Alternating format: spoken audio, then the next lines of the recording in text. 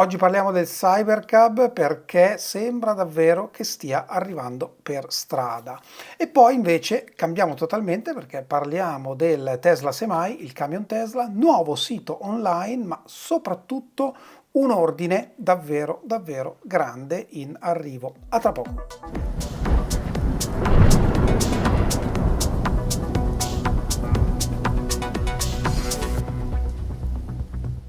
Bentornati a Lampi di Tesla, Cybercab, ma dove sono tutti questi Cybercab? O meglio, ne abbiamo visti un sacco a Austin, più in altre città sparsi per gli Stati Uniti, ma a oggi abbiamo visto circolare, anch'io li ho visti personalmente a Austin, solo versioni test. Sappiamo che esistono le versioni, quelle proprio di produzione definitiva, ma a oggi Tesla non sta ancora offrendo il servizio di robotaxi con il veicolo Cybercab. È uscita ieri una notizia che parla dell'inizio, comunque di un evento dell'inizio del servizio di robotaxi con il Cybercab entro agosto. In realtà è una notizia alla quale io non ho dato troppa importanza perché sembrano un po' quelle sparate che lasciano un po' il tempo che trovano, ma effettivamente oggi Tesla ha pubblicato una cosa col suo account su X Tesla Robotaxi che dice usa il Robotaxi fino al 23 agosto per aumentare la possibilità, una sorta di lotteria, di partecipare all'evento di lancio del Cybercab. Più corse, più possibilità di vincere. Quindi, se tanto mi dà tanto, entro il 23 agosto, poi Tesla ha detto che il 25 annuncerà i vincitori. Secondo me, conoscendo Tesla, nel giro di pochi giorni ci sarà l'evento ufficiale effettivamente del lancio del Cybercab e quindi potremmo cominciare a vederlo intanto sicuramente a Austin, ma secondo me anche direttamente in altre città. Tra l'altro, penso che in alcuni stati, in alcune città, lo vedremo con volante e pedali. Tra l'altro si vede che è una sorta di retrofit, cioè che in realtà esce senza, ma poi glielo montano, ma solo, non perché viene guidato, ma solo per una questione di legislazione in quegli stati, quantomeno per ora. Insomma, questo è quello che si è visto in giro. Insomma, non ci resta che aspettare, ma sembra davvero che il momento sia arrivato.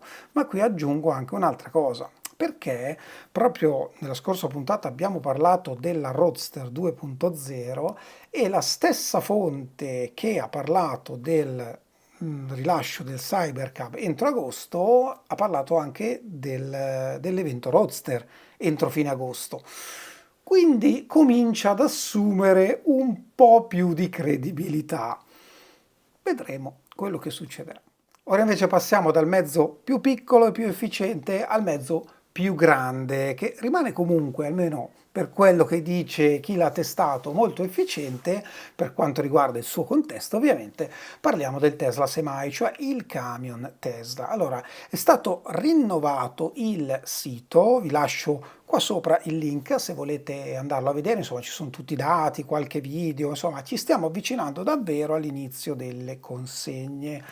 Inizio delle consegne che dovrebbe cominciare effettivamente a settembre, perché Einride, che è un'azienda che gestisce tra l'altro trasporto su gomma autonomo, anche autonomo, è un'azienda molto avanti, tra l'altro azienda svedese, fondata nel 2016, quindi parliamo comunque di un'azienda che fornisce un servizio per altre grandissime aziende, tra cui Amazon, quindi sia in Europa che negli Stati Uniti e non solo, beh, ha piazzato un ordine di 500 Tesla Semi.